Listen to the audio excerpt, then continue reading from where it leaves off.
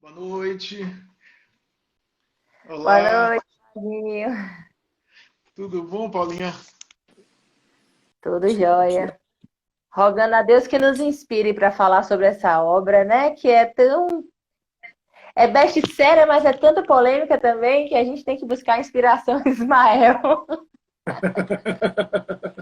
E eu acho que é bacana, em termos, em termos de live, eu tenho pensado nisso e conversado com outros colegas, de a gente buscar esses temas menos explorados nas palestras espíritas, né? Menos usuais, para que a gente possa explorar, para que o público conheça, as pessoas conheçam, e a gente possa aí desenvolver esses temas que nem sempre são conhecidos assim da mentalidade geral, né, Paula?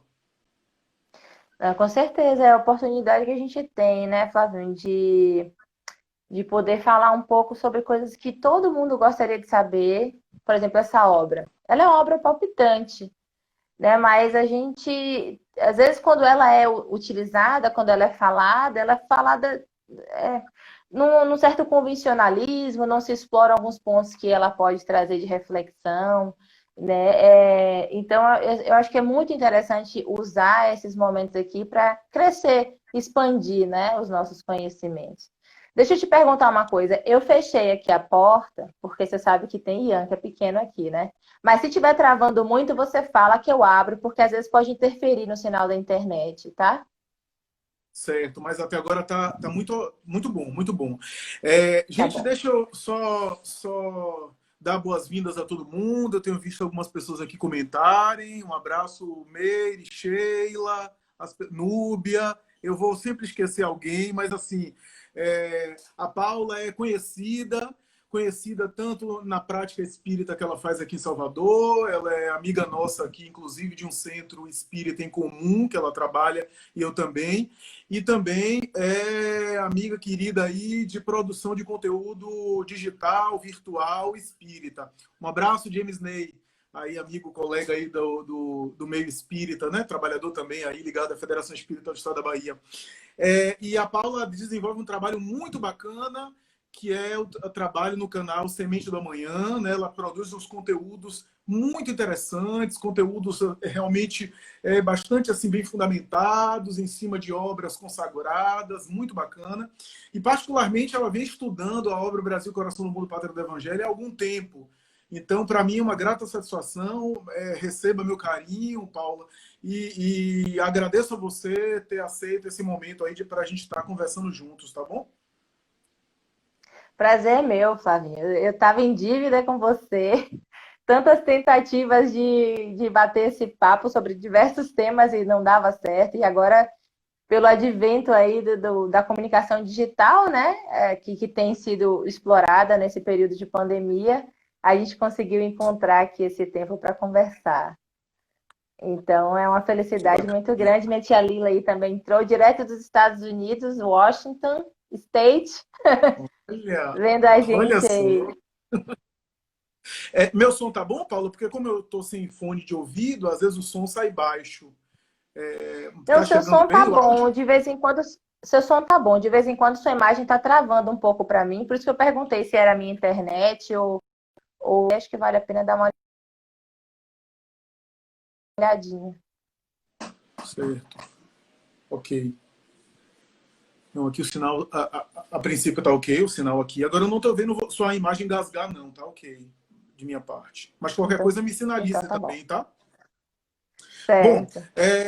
Tom Jobim costumava dizer que o Brasil não é para principiantes, não é para amadores, e essa obra talvez ilustra muito bem isso, obra de Humberto de Campos, só contextualizando, a obra de Humberto de Campos, Brasil, Coração do Mundo, Pátria do Evangelho, é a obra mais famosa de Humberto de Campos, e quando eu digo mais famosa, eu estou me referindo ao barulho que fez a obra na cena pública, não apenas no meio espírita, mas também fora do meio espírita, e é uma obra que chamou a atenção tanto pelo título como pela abordagem inusitada de Humberto de Campos. Particularmente, eu tenho um carinho e um afeto muito grande pela obra Boa Nova.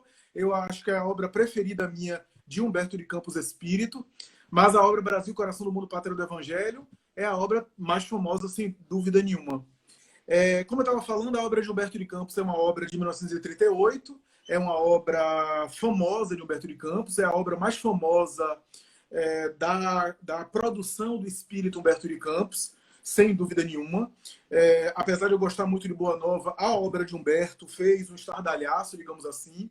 E mais tarde, em 1944, esse fato é conhecido, a esposa e viúva de Humberto de Campos entrou na justiça, entrou com processo judicial contra Chico Xavier, e esse processo judicial levou aí a uma situação dramática, uma situação delicada, porque envolveu a Federação Espírita Brasileira.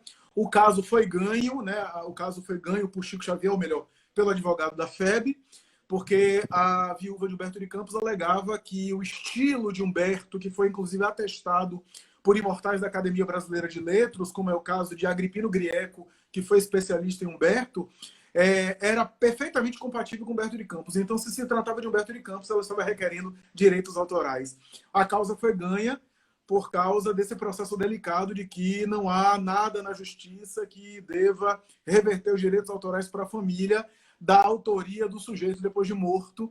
E aí, de alguma forma, foi uma situação delicada até pelo judiciário, porque, de alguma forma, o judiciário tinha que se posicionar, e se posicionar, inclusive, em relação à veracidade, né? Houve, inclusive, especialistas que examinaram a obra de Humberto de Campos, e isso resultou numa obra chamada Psicografia ante os Tribunais, do advogado Miguel de Timpone, que examinou e que descreveu um pouco sobre essa época. Mas, apesar de ter ganho a causa, Humberto de Campos, mais tarde, após 1944, a última obra dele foi Novas Mensagens. Ele publicou a Lázaro Redivivo, que é a obra de 1945, já com o pseudônimo Irmão X. E nunca mais abandonou esse pseudônimo.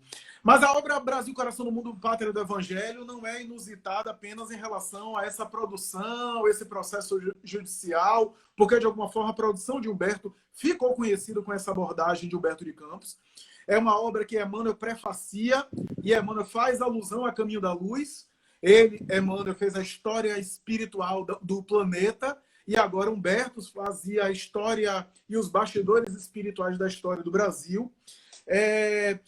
A obra de Humberto de Campos gerou muita polêmica, gerou muita discussão. O meio espírita, inclusive, em boa parte, não compreendeu. E uma das coisas que eu gostaria de passar para você, para, a princípio, você considerar, Paulinha, é justamente isso, né? Porque você acha, qual a razão que você acha que o meio espírita reagiu de uma forma assim confusa, e até hoje há confusões em relação a isso? Queria ouvir sua opinião a esse respeito, né? Você que estuda a obra. Você já começa fervendo, né, Flavinho? Olha, é muito interessante esse processo. Realmente, assim, é muito complicado a gente começar a falar de Brasil, Coração do Mundo, sem falar das críticas que pesam sobre a obra.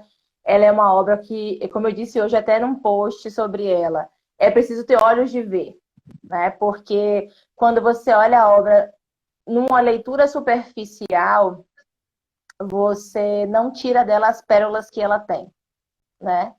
E eu acho que a gente também tende a ler essa obra com um olhar muito materialista. E é curioso falar isso, porque a gente está falando de uma crítica que partiu do movimento espírita, né?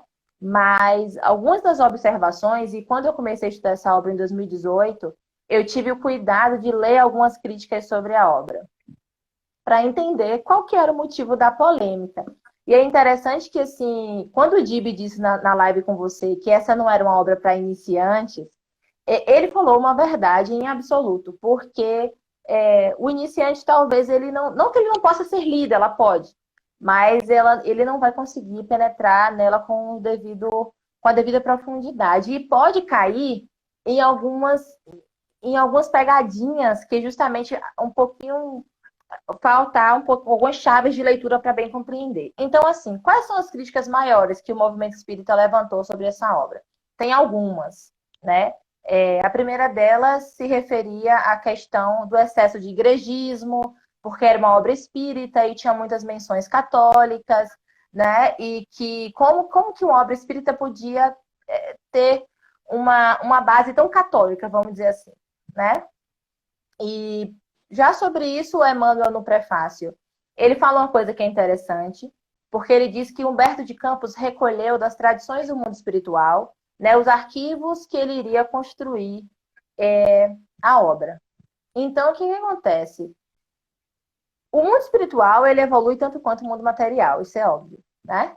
E se ele fosse aurir das tradições do mundo espiritual, vamos supor, chinês, né? Daquelas falanges de espíritos que estivessem ligadas, por exemplo, à cultura da China, certamente que os símbolos dele seriam outros, né? Mas a gente está falando de uma consulta, né?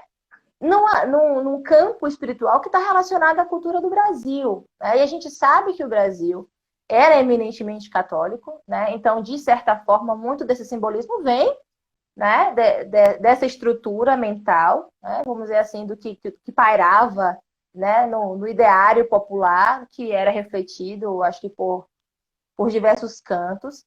Tem um outro aspecto que é a questão de que ele também fala que Humberto de Campos foi escolhido, não foi por acaso, foi para que ele pudesse acessar a linguagem e tivesse ressonância naquele público, né? Então, a gente está falando de uma sociedade do início dos anos 30 e que tinha uma república recente, tinha um embate fervoroso com a questão da Igreja Católica. A gente veio de um processo que o espiritismo no Brasil começa seus primórdios no período do Império, né? Ainda ali com aqueles médicos, né? O Benoit, que vai fazer aqueles estudos da homeopatia, mas ele vai fazer todo o enfrentamento com a Igreja, né? Que vinha com aquela eminência do padroado. Então, a gente tem um percurso de grandes embates com a Igreja. Télès de Menezes sofreu isso na Bahia, né? Também no Rio de Janeiro não foi diferente. Então, eu acho que um pouco desse simbolismo e dessa linguagem também para que gerasse uma aceitação. Eu acho que eu nunca posso me furtar a pensar que a equipe espiritual, né, o mundo espiritual, é mais inteligente do que a gente. Então, talvez se uma obra que viesse no início dos anos 30 para falar de uma missão espiritual buscasse uma linguagem muito distante do que era a realidade das pessoas daquela época, seria mais difícil dela ter uma ressonância, né? Então, tem a crítica que pesa sobre a questão do igrejismo, tem uma crítica que pesa sobre que Humberto de Campos não era católico, por que Humberto de Campos, espírito, inclusive recém-desencarnado, traria essa carga, essa linguagem dessa forma, né? E aí a gente sempre fala isso quando fala de Humberto de Campos, que era um literato, né? Alguém que foi muito conhecido no Brasil nos anos 20 e 30, que tinha um desejo enorme de escrever romances que ele não conseguiu escrever enquanto encarnado, né? Ele escreveu muitas crônicas, muitos artigos para jornais, escreveu muitas anedotas, né? Mas ele não conseguiu escrever romance. Isso é uma coisa que ele deixa, né, no livro Memórias Inacabadas dele, muito bem escrito. Então, também eu não posso dizer. E aí são várias deduções que a gente faz, né? Porque estudar é isso, é buscar alguns fundamentos e trazer algumas hipóteses, né? Então, assim, nas minhas leituras, algumas das coisas que eu fui criando como hipótese era que, como literato, ele tinha a liberdade poética de escolher uma linguagem também que ele desejasse se expressar, né? A gente não pode se furtar, até porque ele diz que se fosse para ser uma obra de cunho histórico, econômico, certamente não seria Humberto de Campos que seria escolhido, né? Seria escolhido algum outro tipo de espírito. Então, ele escolhe o literato porque o objetivo era alcançar corações, né? Então, acredito que esse espírito recém-desencarnado, com toda a sua carga literária, usou de sua licença poética para escrever como achou que seria melhor compreendido. Tem uma outra crítica que pesa também, que é um excesso de Febe e um excesso de Ismael em detrimento de Jesus, né? Existe uma dificuldade de aceitação da questão de que Ismael colocou suas tendas de trabalho sobre a Federação Espírita Brasileira, que teria essa grande missão de ordenar o movimento nascente, né? Então, tinha uma dificuldade muito grande em aceitar essa questão de uma importância maior que na obra é dada à Federação Espírita Brasileira. E a gente não pode dissociar nunca essa leitura do contexto do Espiritismo também desde o seu nascimento, porque é interessante que, apesar de, como eu falei, os rudimentos, os prelúdios do Espiritismo ter começado com os homeopatas, mas ela vai ganhar expressão mesmo enquanto movimento espírita, né, organização espírita, com Télès de Menezes aqui na Bahia, né? E todos aqueles companheiros, como Rui Barbosa, dentre outros, com a criação dos primeiros núcleos espíritas aqui nos idos do final dos anos 50 e com o grupo familiar em 1865, né? E depois no Rio de Janeiro com o grupo Confúcio, que é de 1873. Estamos ainda falando do período do Império. E essas picuinhas espíritas, que são, na verdade, próprias de todos nós que somos imperfeitos, né, Flavinho?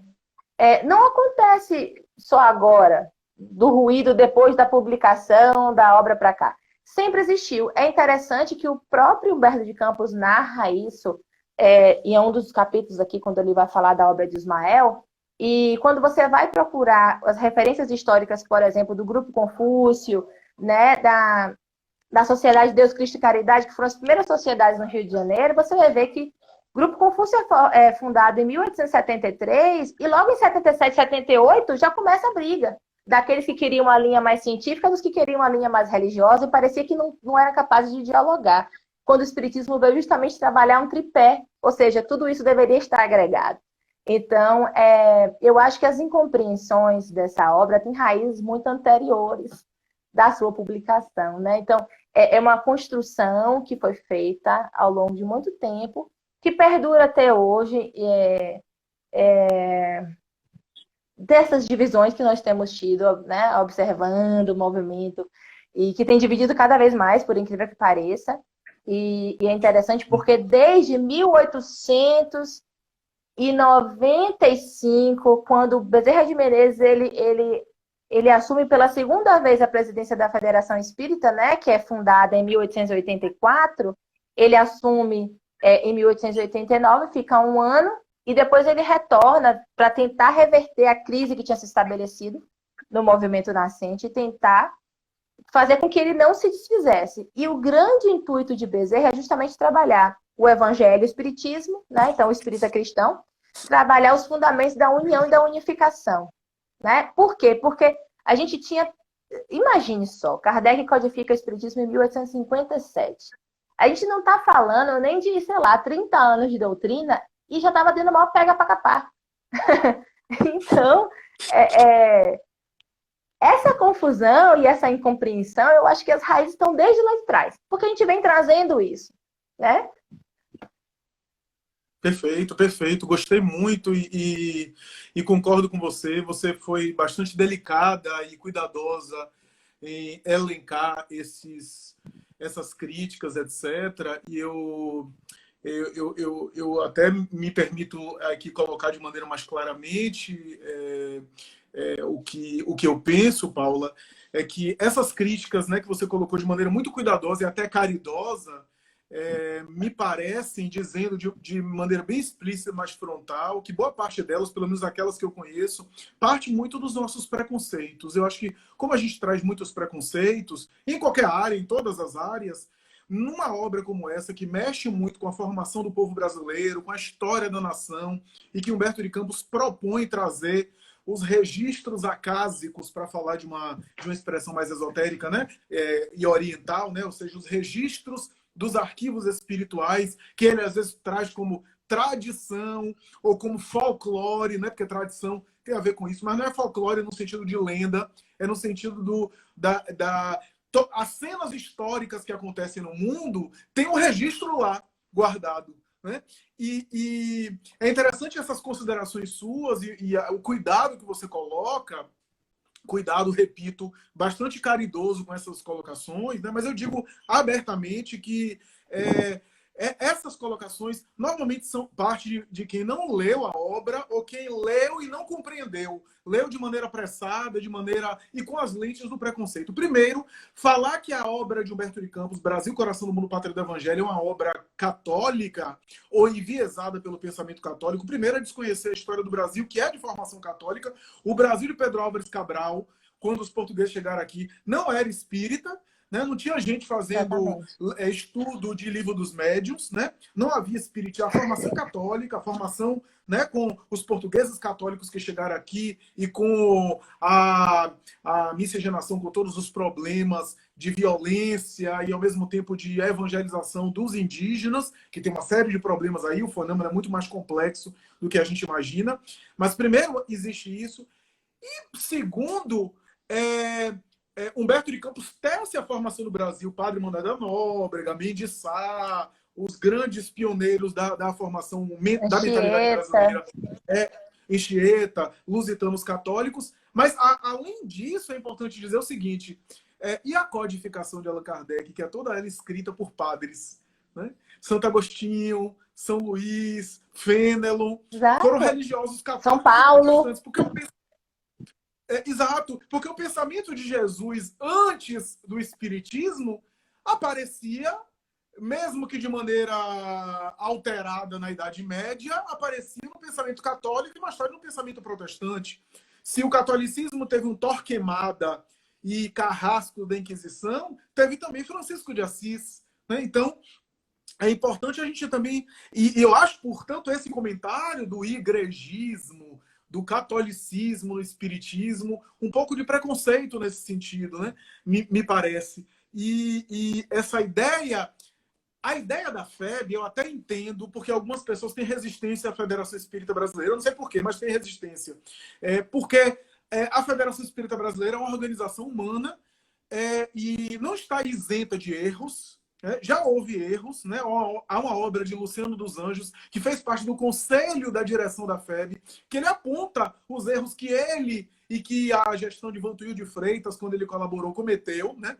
Houve um momento delicado da gestão de Vantuil de Freitas, por exemplo, que houve aquela acusação infundada, aliás, de que Divaldo plagiava as obras de Chico, e houve um mal-estar de tal forma que a decisão, em determinado momento, foi impedir Divaldo de aparecer na FEB.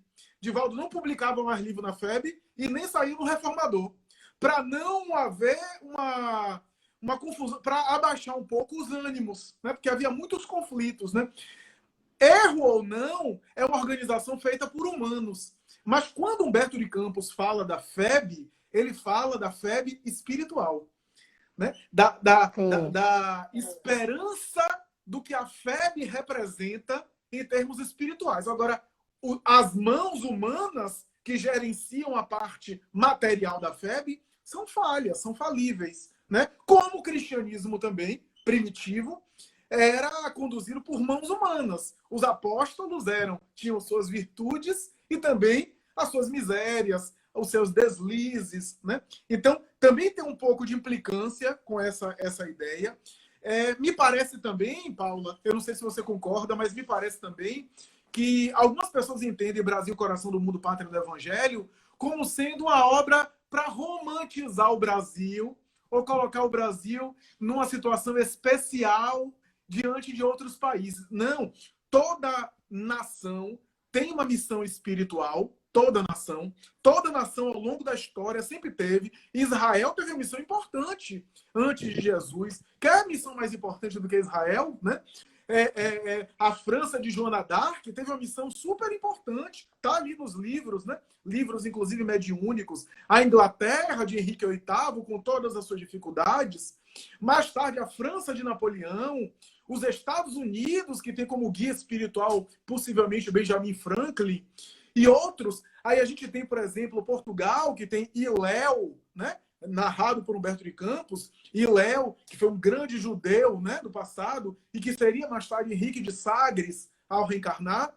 Esse grande homem, guia espiritual de Portugal, né? Aqui no Brasil, Ismael, também um judeu, veja, todos ligados ali à primeira revelação da lei de Deus, né? Então, primeiro, toda nação tem uma missão, e cada nação produz uma contribuição espiritual importante, né? Depois, o espírito não tem pátria, reencarna tanto num país como no outro. Então, é claro que não se trata aqui de um bairrismo, de um ultranacionalismo infantil, né? De nós somos melhores do que os outros. Não é isso, né? Mas dizer que Humberto de Campos explica um pouco a formação cultural do Brasil, que com todos os problemas e todas as críticas, o Brasil ainda assim tem uma formação cultural de sincretismo religioso, de pluralidades culturais e de muito mais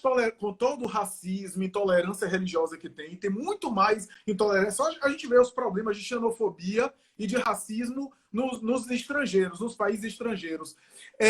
Favorável a, primeiro, o desenvolvimento das ideias espíritas aqui no Brasil, como aconteceu, a exportação da ideia espírita em outros países. Hoje o espiritismo está na Turquia, está no Japão, está na China, está em regiões de tradição muçulmana. E olha que o espiritismo tem pouco tempo, não tem nem 2 séculos. Né? E grande parte dos centros espíritas que foram fundados nesses locais foram fundados por brasileiros, que saíram daqui, viajaram, que foram morar lá, porque casaram com alguém de lá, e ali fundaram, ainda que hoje a doutrina seja pregada nos idiomas de lá, né? Hajam pessoas participando, mas então existe essa ideia, portanto, de que a mentalidade cultural favoreceu nesse sentido. Agora, isso não tira os problemas que o Brasil tem, e eu queria passar para você para dizer isso. Atualmente a gente está com a crise sanitária, uma crise política institucional, com várias polêmicas, que eu não vou nem entrar aqui no mérito, porque não é o nosso tema,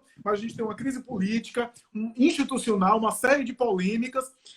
A gente tem uma crise financeira, possivelmente esse ano vai ser terrível, 2021 também, com o PIB talvez pior da história do Brasil, né?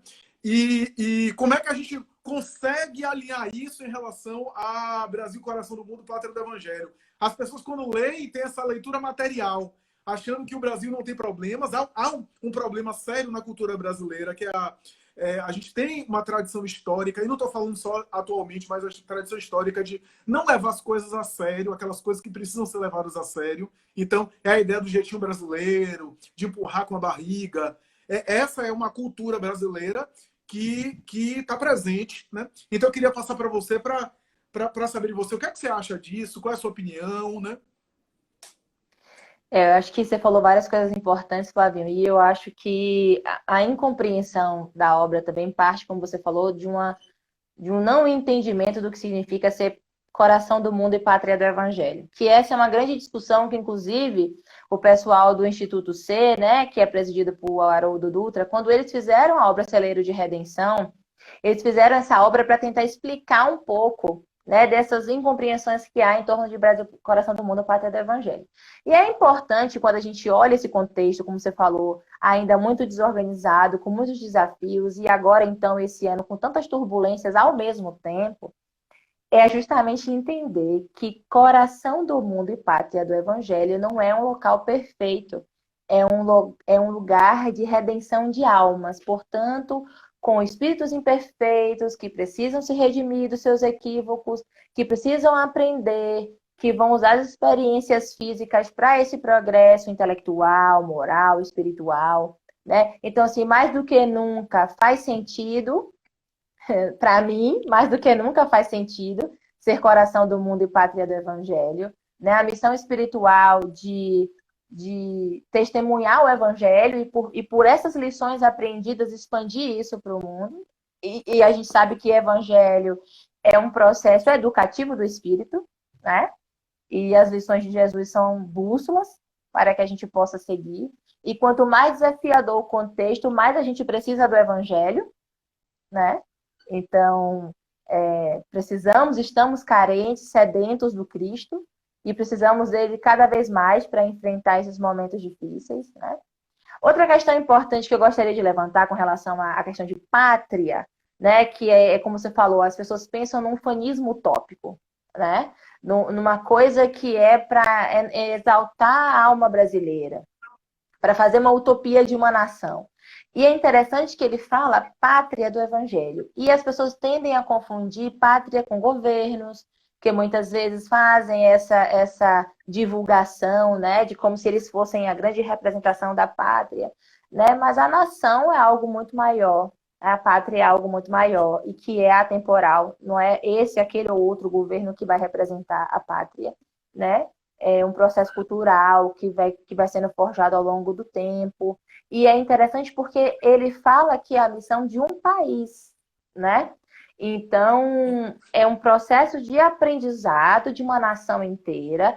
E como bem diz Ismael em um momento aqui da obra, ele fala assim, precisamos primeiro evangelizar espíritos para depois pensar em obras. Então, é um processo justamente da forja do homem de bem na prática, né? E quando as pessoas, inclusive, criticam os seus atores, né, que são trazidos ao longo da história, é porque parece que esquecem que somos todos espíritos que vamos acertar e vamos errar. Então, a gente também tem uma ilusão de que aquela pessoa que presidiu, que chefiou o país em determinado momento, ele tem que ser um arauto da moralidade, dos bons costumes, quando ele é um ser imperfeito que é falível, né? E que tem a árdua missão de conduzir. Então, eu acho que muita incompreensão parte da incompreensão primeira do que significa ser coração do mundo e pátria do evangelho. Né? Então, quando às vezes as pessoas falam assim, eu vou contar para você um fato interessante, que quando eu comecei a estudar essa obra em 2018, foi bem no período das eleições, né? E foi um período super turbulento. E aí eu comecei a convidar algumas pessoas para fazer o estudo comigo no YouTube. E alguns amigos foram, inclusive, também gravar comigo para fazer um estudo. E eu fiz um convite a um companheiro espírita que eu admiro muito, tenho um profundo carinho, acompanho várias palestras dele, gosto muito. E quando eu fiz o convite a ele fez, assim, para mim, uma fala super dura. Ele falou assim, como me chame para qualquer coisa, menos para falar sobre essa obra. Porque é um absurdo trabalhar uma obra dessa, utópica, num contexto que nós estamos vivendo, de polarizações, mas ele me fez uma fala que eu fiquei assim... Aí eu fiquei parada, assim, falei, meu Deus, como assim, sabe? Eu falei, como assim, cara? Eu lembro que Patrícia, que já fez, né, e faz tantas contribuições também para o canal Raciocínios, no dia, ela foi gravar comigo. E eu comecei a chorar, eu falei, Paty, está acontecendo alguma coisa muito errada. Porque por que tanta raiva e por que tanta incompreensão para essa obra? Então, inclusive, Flavinho, no meu processo de estudo dessa obra, que já se arrasta aí por 2 anos, porque, como eu te falei, né, eu tenho tentado digerir ela o máximo possível, eu já tive algumas situações como essas, que me fizeram parar para pensar. Né? E por isso eu tive o cuidado de ler as críticas, que eu falei, meu Deus, eu quero aguçar a minha visão para também, né, não ser pouco rigorosa na leitura, vamos dizer assim. E eu fui descobrindo justamente o que você falou, os preconceitos, né, uma politização do movimento que é como se não permitisse que a gente falasse de determinadas coisas. E aí, isso tudo vai complicando. E você veja, Paula, que assim, independente do contexto, porque a nossa abordagem aqui é sobre a obra e não no contexto cultural ou político específico que o país passa, ou que o mundo passa especificamente, porque não é uma reflexão nesse sentido, né? A obra é sobre o processo de desenvolvimento espiritual do Brasil. E é interessante Exato. pensar assim, como é que as pessoas acabam, por conta do viés político, sendo contaminadas a ponto de reagirem, né? Como se a obra estivesse falando bem ou mal de determinada situação que a gente está vivendo agora. E não é sobre o governo Y ou o governo X, né? É sobre a mentalidade brasileira em termos espirituais. Só para dar um outro exemplo que é interessante, eu vi recentemente André Luiz Peixinho, o doutor Peixinho, comentando que ele tem uma história larga no movimento espírita, ele comentando que na década de 60, final da década de 60 e 70, quando o Brasil estava vivendo um período também delicado, um período em que havia o regime militar, e eu não vou entrar aqui pela consideração do regime militar, que hoje o regime militar também é tema de polêmica e de polarização, mas vou reproduzir apenas a fala de Peixinho, que havia uma dificuldade em relação às liberdades de expressões, liberdades democráticas. Divaldo chegou a fechar a juventude espírita da Mansão do Caminho, porque havia perigo de os jovens espíritas serem confundidos com jovens que estariam armando um golpe contra o governo, né? E havia esse perigo, havia perseguições, inclusive, ou pelo menos chamada para inquérito, para entrevista. E aí, olha só como essa obra dá origem às mais variadas interpretações.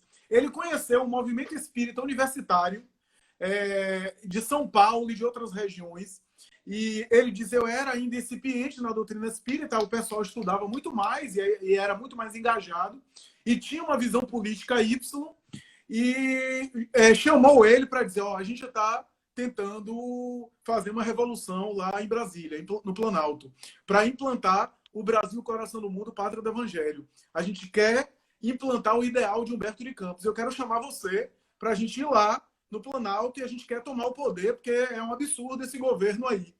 E aí Peixinho respondeu, sim, mas e se a gente não conseguir? Se eles não quiserem dar o poder para a gente? E aí espíritas disseram assim, então aí a gente vai ter que acelerar o processo de desencarnação deles. Aí Peixinho disse, bem, mas eles têm o exército, têm a marinha, eu acho que eles são mais hábeis do que a gente, eles são bem mais capazes do que a gente, é melhor a gente ficar aqui e tudo. E aí ele falando, veja, em cima de Brasil, Coração do Mundo, Pátria Evangelho, veja que interpretação anti-evangélica se estava tendo, pegar em armas e fazer, né, um golpe de Estado, uma revolução. Independente aqui da proposta política, eu não estou entrando no mérito se era boa, era ruim, se tinha boas intenções ou não. Então, não é sobre isso que a obra trata, né? E gera esse tipo de repercussão, né? Como gera esse tipo de repercussão? Porque mexe em nós em relação a esses preconceitos, as convicções nossas, as nossas paixões também em torno do Brasil, de não examinar as coisas de maneira mais assim racional, mais fria, sem paixões de qualquer natureza, né? Então, isso é super importante. E diga, depois eu falo. Vai. Eu ia falar que justamente uma das grandes belezas da obra é mostrar que grandes personalidades que passaram por aqui, que tiveram missões desafiadoras, aceitaram aquelas missões mesmo reconhecendo muito das suas imperfeições. E a trajetória deles, né, passando por aquela experiência e tentar fazer da melhor maneira que podiam, né? E como retornavam à sua condição espiritual e como retiravam aqueles seus aprendizados. E essa é uma das grandes belezas, porque o próprio testemunho do Evangelho, né? Quando ele chama Longinos, por exemplo, para encarnar como Dom Pedro II, né? Quem foi Longinos? Longinos foi aquele soldado romano que lançou aquela lança, né, no peito de Jesus. Quer dizer, imagine, e Longinos fala, eu venho reencarnando, espiando esses processos e tentando me aproximar, né, dessa sua mensagem, né? Então, aceito essa missão, apesar das minhas limitações. Então, Jesus fala, e se você passar bem por ela, essa vai ser suas últimas encarnações na Terra, né? Então, olha que processo de redenção. E temos vários exemplos como esse ao longo da narrativa de Humberto de Campos, que nos dá esperança e me lembra a questão da própria escolha dos discípulos, Flavinho. Porque quando Jesus faz a escolha dos discípulos, ele não escolhe pessoas perfeitas, ele escolhe pessoas imperfeitas. Que, inclusive, nós nos reconhecemos em muitas delas, né? E, às vezes, um pouquinho em cada um, né? Ou seja, porque também foram testemunhar e foram aprender por sua experiência e tentar esse processo autoiluminativo. Então, a obra ela é muito bela nesse sentido, por mostrar esse processo de evolução, de ascensão diante dos testemunhos, né? E então, quando você fala que independente de contexto político, é justamente isso, porque a obra não tem um contexto político, né? Apesar dela ter vindo no ano de 38, né? Eu queria até abrir um parênteses sobre isso, que é um outro ponto importante que no meu processo de estudo eu percebi, que é assim, quando a gente vem do processo do início da República, existe uma criminalização da prática do espiritismo, né? E a FEB vai ter um papel fundamental, e os primeiros espíritas, como Bittencourt Sampaio, Saião, essa galera toda do início do espiritismo ali, vai ter um papel fundamental na resistência pacífica, né? Tentar provar ao presidente do país e ao ministro da Justiça que o espiritismo não era aquela incompreensão que eles tinham tido. E tentar, através de uma discussão de réplicas, retóricas, tréplicas, milhões de edições são feitas nos jornais locais, né, do Rio de Janeiro, para tentar provar o que era realmente espiritismo, e tudo pacificamente, bem antagonizando com aquele movimento universitário que você acaba de citar. Então, esses arautos do espiritismo, essas pessoas do início do movimento, tiveram esse exemplo que foi pacífico, né, e focado no evangelho. E quando eles não conseguem se fazerem compreendidos e realmente eles passam a ser perseguidos e muitos são presos, a revista O Reformador tem um papel fundamental de fazer a defesa pública desses espíritas, né? E aí eles terem algum tipo de visibilidade das injustiças que eles estavam sofrendo. E a gente vai ter uma reformulação do Código Penal brasileiro somente em 1940. Então, de 1890, quando a gente tem o primeiro Código Penal da República, em que o espiritismo é criminalizado, essa criminalização do espiritismo ela só vai deixar de acontecer na reformulação de 1940. Ou seja, quando Chico Xavier traz essa obra, nós ainda éramos, segundo o Código Penal, crime, certo? Ainda era um crime.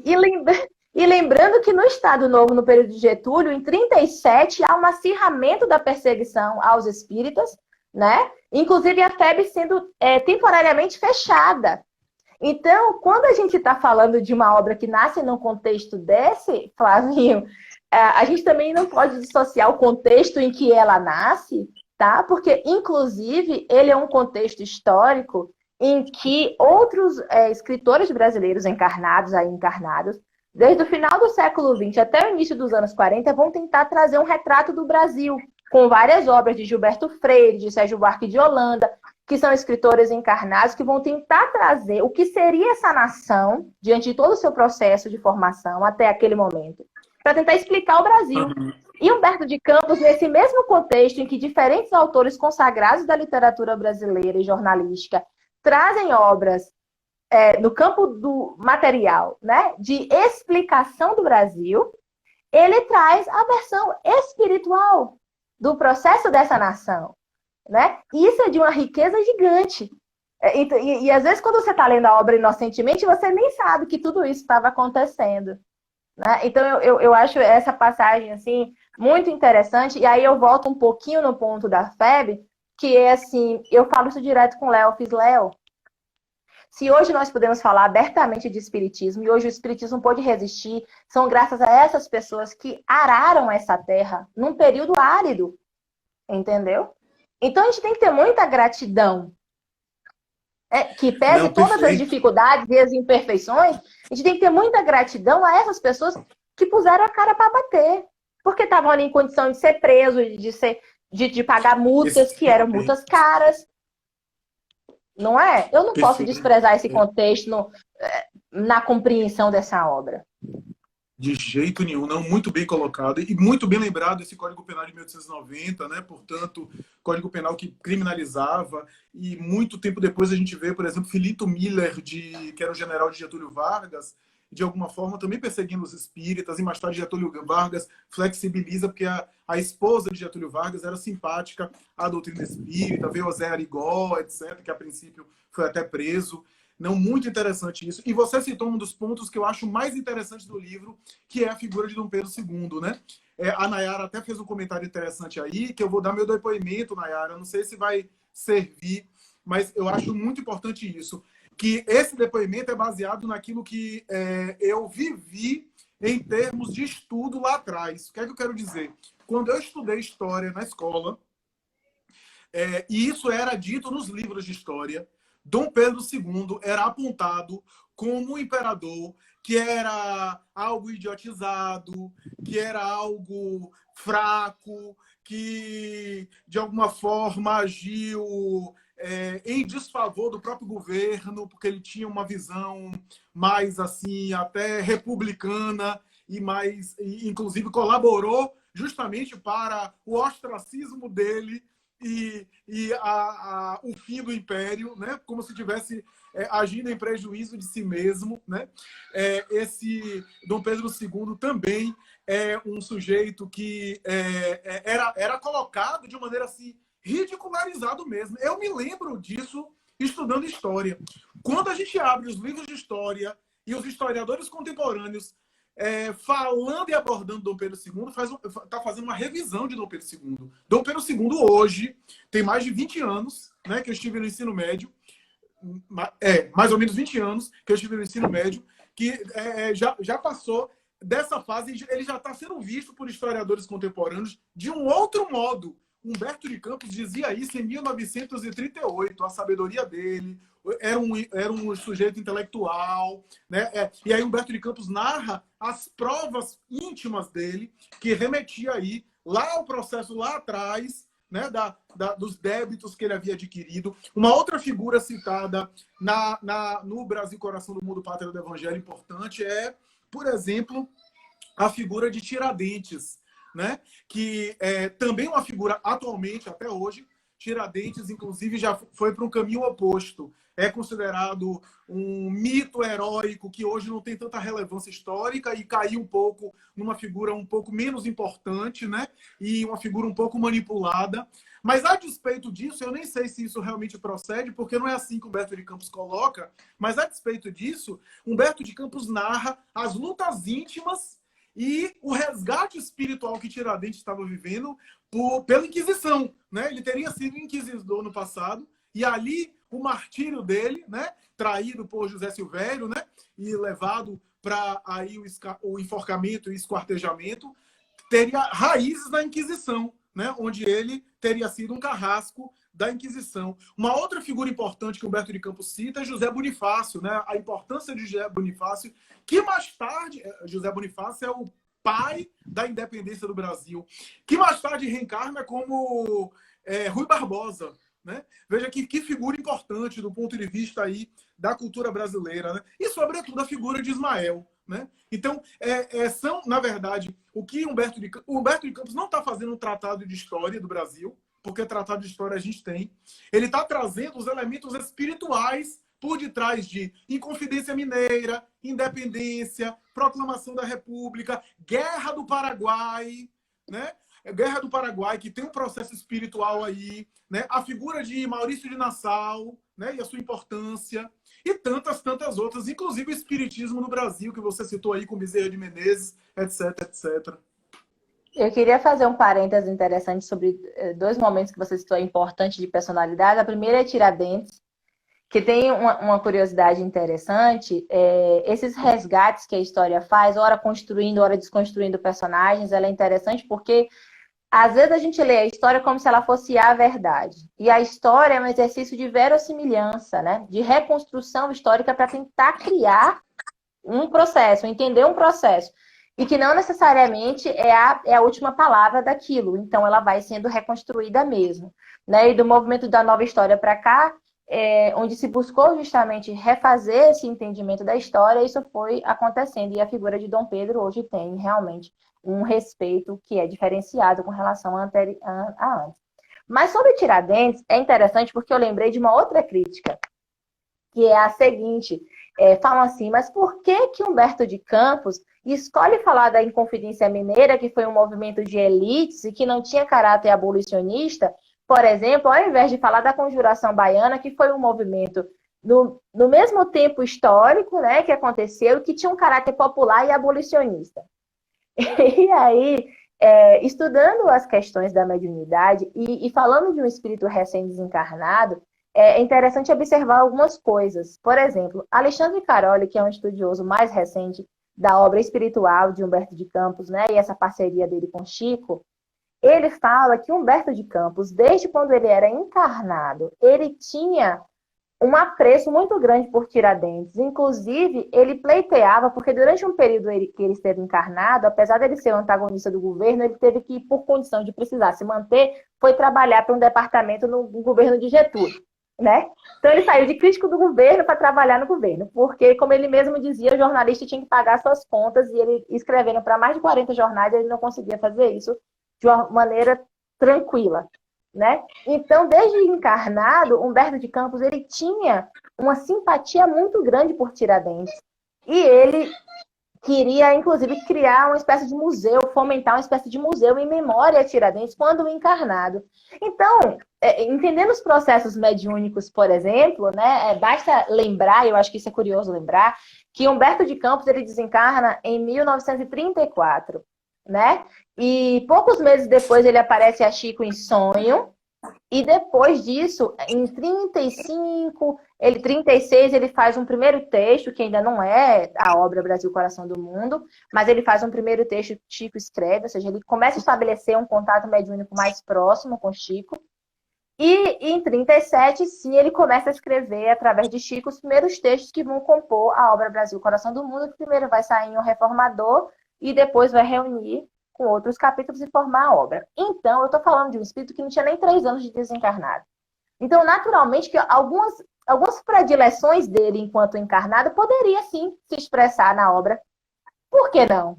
Essa é a pergunta, por que não? E eu acho isso uma curiosidade, inclusive do ponto de vista de estudar uma obra mediúnica, né, Flavinho? Então, talvez essa seja uma das explicações, que não tem nada a ver com politização, mas uma predileção do espírito.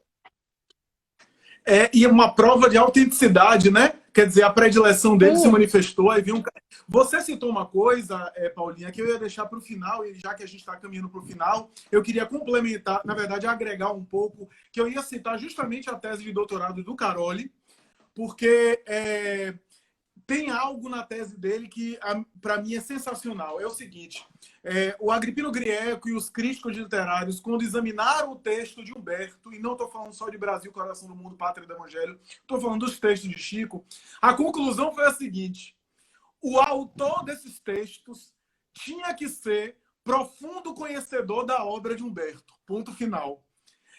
Essa era a avaliação dos especialistas. A obra A Psicografia ante os Tribunais coloca assim. Só que o que Caroli descobriu na tese dele de doutorado foi o seguinte: Humberto de Campos, ao desencarnar, ele começou a psicografar por Chico 3 meses depois de desencarnar. Ele teve uma doença longa, trato urinário, né, uma doença, inclusive, dolorosa. 3 meses depois de desencarnar, ele começou a escrever por Chico. E ele se refere a algumas coisas da vida dele, especificamente da biografia dele, que não se sabia de onde que Chico havia tirado daquilo. 20 anos depois da morte de Humberto de Campos, alguns arquivos pessoais de Humberto foram achados que tinha a menção, o diário dele. O diário, exatamente, esse diário dele, que fala sobre essas informações. Então, a pergunta é: como é que Chico sabia disso? Se nem esses arquivos o público sabia. Não, é perfeito isso, porque, inclusive, Caroli fala o seguinte, que há trechos na obra Brasil, Coração do Mundo, porque na entrevista de Celeiro de Redenção é focado em Brasil, Coração do Mundo, mas na dissertação dele de mestrado e depois na tese de doutorado, ele vai explorar outras obras, porque ele, inclusive, na dissertação de mestrado, ele começa estudando Parnaso de Além Túmulo, né?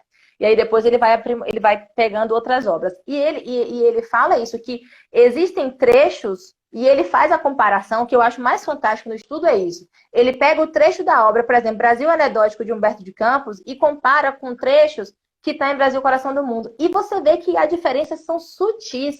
Então, assim, por quê? Porque é como se fossem provas, né, de que realmente trata-se do mesmo espírito. É como se ele quisesse deixar marcas ao longo do texto que as pessoas que são estudiosos da obra dele pudessem fazer essa referência, como o Caroli, por exemplo, vai fazer, né? Então, quando a gente está estudando uma obra mediúnica e a gente busca provas de que seria, né, da identidade dos espíritos, por exemplo, que é um capítulo que Kardec trabalha muito bem no Livro dos Médiuns, essa obra, por exemplo, a gente está cheia de situações assim que a gente pode trabalhar a temática da identidade dos espíritos, por exemplo, né? Então, eu acho o trabalho de Caroli interessantíssimo, né? Quem estuda Brasil, Coração do Mundo, Pátria do Evangelho, vale a pena, né, estudar essas pessoas que falam, que estudam Humberto, que estudam Chico, que estudam a questão da mediunidade, entender o contexto histórico, ler A Caminho da Luz, porque eu acho que, inclusive, A Caminho da Luz tem que ser lido antes de Brasil, Coração do Mundo, né? Inclusive, eu acho que é a obra primeira de leitura. Eu não sei por que Emmanuel resolveu inverter essa ordem. Até hoje eu sou cismada com Emmanuel. Brincadeiras à parte, porque ele, inclusive, fala isso, né, no prefácio. Então, é uma obra que ajuda ao entendimento da outra. Perfeito, perfeito. Geórgia. Bem, a gente está caminhando para o final. Tem essa pergunta da Geórgia, mas acho que não saiu toda. Uma famosa jornalista brasileira entrevistando estudiosos da política tem perguntado a eles e não tem tido resposta. Enfim, não saiu toda, Geórgia. É até interessante fazer as perguntas na interrogação mesmo, porque às vezes as perguntas vão subindo, né, durante os comentários e a gente não vê tudo.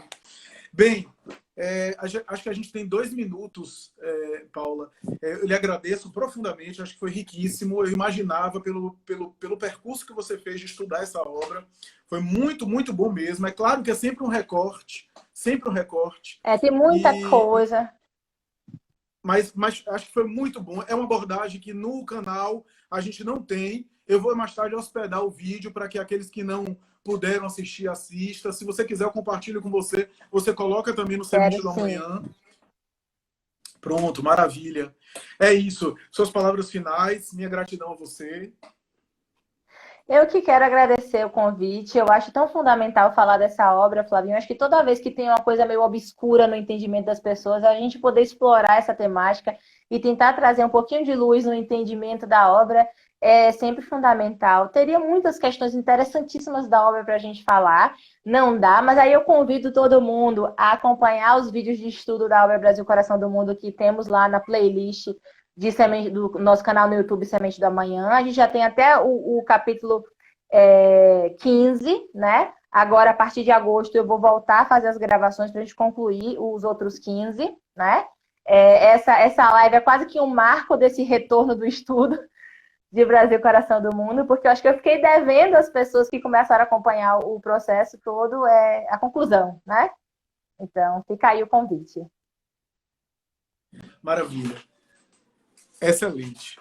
Excelente. Tá bom, Paulinha. Muito obrigado, viu? Muito obrigado. Obrigado a todos que nos acompanharam até agora. Né? Meu abraço fraterno a todo mundo. Um abraço especial a Léo, esposo de Paula, que está aí acompanhando. Um abraço a todos, viu? E até a próxima. Muito obrigado mesmo. Um abração, viu, Paula? Um abração, um beijo grande. Até a próxima, Flavinho.